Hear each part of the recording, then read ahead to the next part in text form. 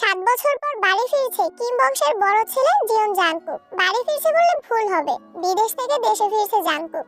এই 7 বছরে কিম বাড়িতে ঘটে গেছে অনেক ঘটনা, যার সাথে সশরীরে যুক্ত নেই জাংকুক, তবে আত্মিকভাবে প্রতিটা ঘটনায় জড়িয়ে আছে সে। জাংকুকের বাবা চাচা 3 জন। জাংকুকের বাবা সবার বড়, নাম কিম নামজুন। সুগার বাবা মেজো, নাম সোবিন। ছোট চাচুর নাম বেখুইন। জাংকুক তার বাবা মায়ের একমাত্র ছেলে। মেজো চাচা মানে সোবিনের এক ছেলে এক মেয়ে। ছেলের নাম মিন ইয়ংগি ওরফে সুগা, আর মেয়ের নাম কিম তেইহং, যাকে ভালোবেসে সবাই তে বলেই ডাকে। ছোট চাচার এক মেয়ে এক ছেলে, জেনি আর লিমিনহো। এখনো তারা এলাকার যৌথ পরিবারগুলোর মধ্যে শ্রেষ্ঠ। বাড়ির সকলের প্রাণ যেন এক সুতোয় বাঁধা। 5 ভাই বোনের মধ্যে জাংকুক সকলের চোখের মণি। জাংকুকের জন্মের পর তার বাবা মা দ্বিতীয় সন্তান নেওয়ার চিন্তাও করেননি। এইচএসসি পর্যন্ত বাড়িতেই ছিল সবার নয়নের মণি হয়ে। জাংকুকের চাঞ্চল্যে মেতে থাকতো কিম বাড়ি। আচমকে যেন পরিবেশটা পাল্টে গিয়েছিল। 18 বছর বয়সে জাংকুকের হঠাৎ করে স্কলারশিপে বিদেশ পড়তে যাওয়া। বাড়ির সকলের সাথে শারীরিকভাবে যেমন দূরত্ব বেড়েছিল, তেমনি দূরত্ব বেড়েছিল মানসিকতার। 7 বছর পূর্বের জাংকুকের সাথে বর্তমান জাংকুকের আকাশ পাতাল পার্থক্য। দেখেও যেন চেনার উপায় নেই। 6 ফুট লম্বা ছেলেটা, গায়ের রং শ্যামলা, গাল ভর্তি চাপদাড়ি, চুলের স্টাইল কোনো নায়কের থেকে কম না। তার ফ্যাশন আর লুকে যে কোনো মেয়ে এক দেখাতেই প্রেমে পড়তে বাধ্য। বসে জাংকুক অবলীলায় ভেবে যাচ্ছে অতীতে ফেলে আসা স্মৃতিগুলো, সেই চাঞ্চল্যকর মুহূর্তগুলো এখন শুধু স্মৃতির পাতায়। মাকে রেখে এসেছিল সেই যৌবনের প্রথম দিকে, যখন তার বয়স ছিল সবেমাত্র 18। সেই সময়ে মাই ছিল তার একমাত্র বন্ধু। আজ সে 24 বছরের যুবক। এতগুলো বছরের একটা দিনও বাদ যায়নি যে মায়ের সাথে ফোনে কথা বলেনি সে। বাড়ির সকলের সাথেই মোটামুটি কথা বলার চেষ্টা করেছে। ছোটবেলার স্মৃতিগুলো ভাবতে ভাবতে নিজের দেশে পৌঁছে গিয়েছে জাংকুক। এয়ারপোর্টে জাংকুকের বাবা কিম নামজুন সুগা দাঁড়িয়ে আছে। সুগার সম্পর্কে তার চাচাতো ভাই আর বয়সে 2 বছরের ছোট, কিন্তু দুজন দুজনের বেস্ট ফ্রেন্ড আর কলিজার বন্ধু। সুগা জাংকুককে দেখেই দৌড়ে এসে জড়িয়ে ধরল। এই 7 বছরে একবারের জন্য বাড়ি ফেরেনি জাংকুক, তবে প্রতিনিয়ত কথা হয় জাংকুক আর সুগার। জাংকুক তার আব্বুকে সালাম করে জড়িয়ে ধরে, তারপর বাড়ি ফিরে 3 জন। বাড়িতে যেন হই হই রই রই ব্যাপার, হবে নাই বা কেন? বাড়ির বড় ছেলে এত বছর পর বাড়ি ফিরছে। রান্নাঘরে বাহারি রকমের রান্নার ধুম পড়েছেন মা চাচিদের। হঠাৎ দরজায় জাংকুককে দেখে সবার মধ্যে হইচই শুরু হয়ে গেছে। জাংকুকের আম্মু দৌড়ে এসে জড়িয়ে ধরলেন ছেলেকে। আবেগ আপ্লুত হয়ে মাকে জড়িয়ে ধরলো জাংকুক। মমতাময়ী মাকে সেই 7 বছর আগে ছুঁয়েছিল। আজ এত বছর পর মায়ের ছোঁয়া পেল জাংকুক। মা চাচিদের সালাম করলো। সোফায় বসিয়ে ছেলেকে একের পর এক শরবত নাস্তা দিতে ব্যস্ত সবাই। এরই মধ্যে উদয় হলো জেনি আর লিমিনহো। জেনির বয়স 14, তার ছোট ভাই লিমিনহোর বয়স মাত্র 10 বছর। লিমিনহোই এই বাড়ির সবচেয়ে ছোট। জাংকুক যখন দেশ ছেড়েছিল তখন লিমিনহোর 3 বছর বয়স হয়েছে মাত্র। ভিডিও কলে দেখতে দেখতে ভাইকে সে একটু একটু চিনে। দৌড়ে এসে জড়িয়ে ধরেছে ভাইকে। জাংকুকও জড়িয়ে ধরেছে লিমিনহোকে। জেনিও জাংকুকের পাশে বসেছে, খোশ গল্প করছে সবাই মিলে। লিমিনহো জিজ্ঞেস করলো, ভাইয়া আমার জন্য কি এনেছো? জাংকুক যেই না উঠতে যাবে মা চাচিরা উঠতেই দিচ্ছে না। আগে শরবত খাবি তারপর উঠবি। জাংকুক সুগার দিকে তাকিয়ে বলল, ওই লাগেজটা নিয়ে আয় তো। সুগা একটা লাগেজ টান দিতে যাবে, জাংকুক আচমকা বসা থেকে দাঁড়িয়ে, ওটা তো ছবি না। সুগা সহ বাড়ির সকলেই যেন অবাক হয়ে গেল। জাংকুক আবার ঠান্ডা মাথায় বলল, পাশের লাগেজটা নিয়ে আয়।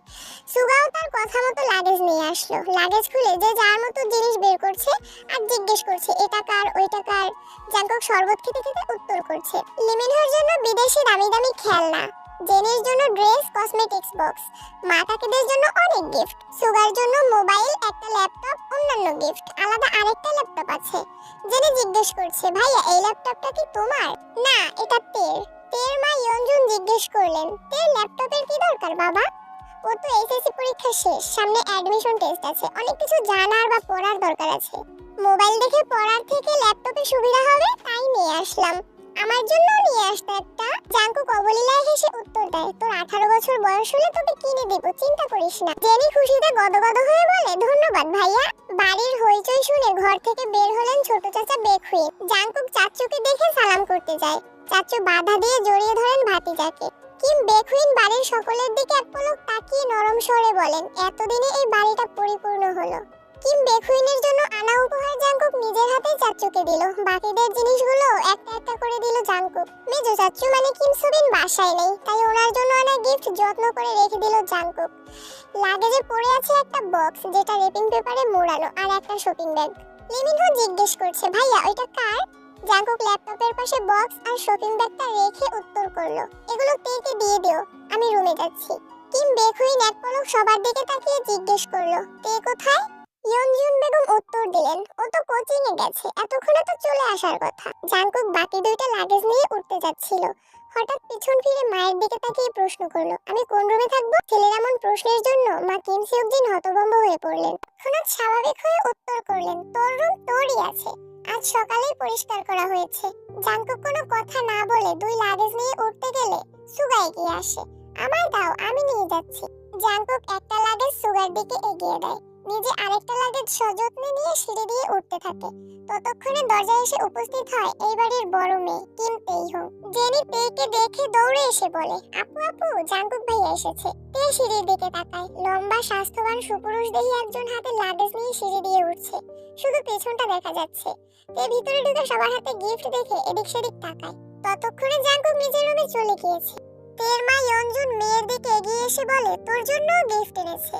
কি গিফট? সোফায় রাখা ল্যাপটপের দিকে চোখ পড়ে তের, ছুটে যায় ল্যাপটপের কাছে। এটা কি আমার? হ্যাঁ আপু, এটা তোমার, বক্সটা আর শপিং ব্যাগটাও তোমার। ল্যাপটপটা ঘুরিয়ে ফিরিয়ে দেখছে তে, যেন আকাশ কুসুম কিছু পেয়ে গেছে। তারপর শপিং ব্যাগটা নিয়ে একটু খুলে দেখলো, দুইটা ড্রেস মনে হচ্ছে। সে ল্যাপটপ আর বক্সগুলো নিয়ে নিজের রুমের দিকে চলে যায়। এত বছর পর নিজের রুমটা আশ্চর্যান্বিত নয়নে দেখছে জাঙ্কুক, সেই পরিচিত ঘ্রাণ যেখানে সে নিজের জীবনের 12টা বছর কাটিয়েছিল। যেই রুমটা ছিল তার একান্ত ব্যক্তিগত, আজও তাই আছে। একটা জিনিসও এদিক সেদিক হতে দেয়নি জাঙ্কুকের মা জিন, এমনকি রুমে বছরের পর বছর তালা দিয়ে রেখেছেন তিনি। যখনই ছেলের কথা মনে হতো, ছেলের রুমে এসে নীরবে কেঁদে যেতেন, যেন কেউ বুঝতে না পারে। জাঙ্কুক রুমে ঢুকে লাগেজ খুলে নিজের পরনের টি শার্ট হাতে শাওয়ার নিতে চলে যায়। শাওয়ার শেষে বের হলো একটা কফি কালার টি শার্ট আর একটা ট্রাউজার পরে, হাতে টাওয়েল নিয়ে মাথার চুল মুছতে মুছতে। খাটে বসে আছে সুগা, লাগেজ নিয়ে এসে রুমেই বসে আছে সে। সুগাকে দেখে জাঙ্কুক জিজ্ঞেস করছে, কি হলো, কিছু বলবি? সুগা মুচকি হেসে জিজ্ঞেস করছে, আচ্ছা ভাইয়া, ওই লাগেজটা ধরতে দিলে না কেন? কি আছে ওইটাতে? জাঙ্কুকের চক্ষুদয়ে উদ্বেগ স্পষ্ট। চোয়াল শক্ত করে উত্তর দিল, ওইটাতে আমার পার্সোনাল কিছু জিনিস আছে। সুগা হাসতে হাসতে উত্তর দেয়, সেই পার্সোনাল জিনিসগুলো দেখতে যাচ্ছে আমার অবুঝ মন, কি করব বলো? স্বভাব সুলভ গম্ভীর কণ্ঠে উত্তর দিল জাঙ্কুক, কাউকে দেখানোর জিনিস আশা করি পার্সোনাল হবে না।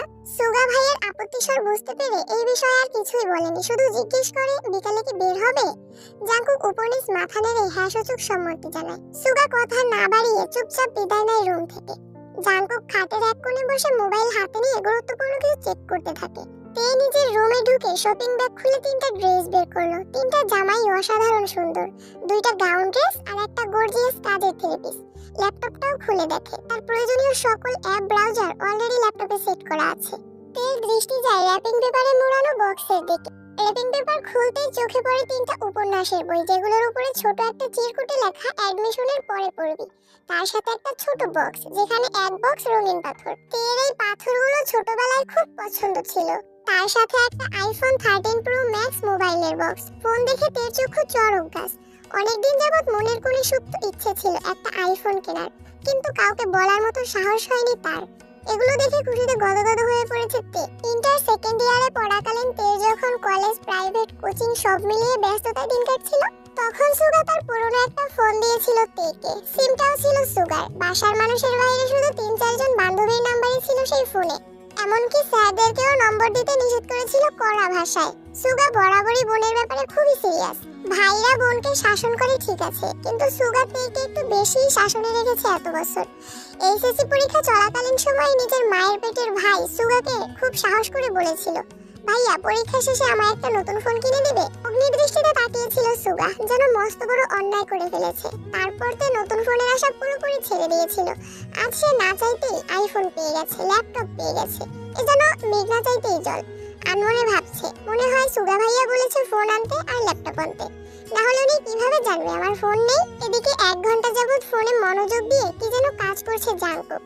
হঠাৎ লিমিনহো দৌড়ে এসে দরজায় দাঁড়ায়, ভাইয়া তোমায় খেতে ডাকছে। যা আসছি।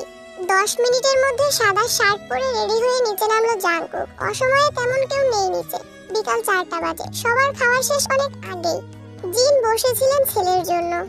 ছেলের ফিটফাট রেডি হওয়া দেখে জিন জিজ্ঞেস করছেন, কোথাও যাবি? হ্যাঁ, একটু কাজ আছে। জাংকুক চুপচাপ খাবার খাচ্ছে। ছোটবেলায় যা যা সে পছন্দ করতো সব রান্না হয়েছে আজ। সব খেতে পারেনি, যতটুকু সম্ভব খেয়ে উঠে পড়েছে। এরই মধ্যে সুগা এসে হাজির হয়। ভাইয়া আমি রেডি, এখন যাবে নাকি লেট হবে? এখন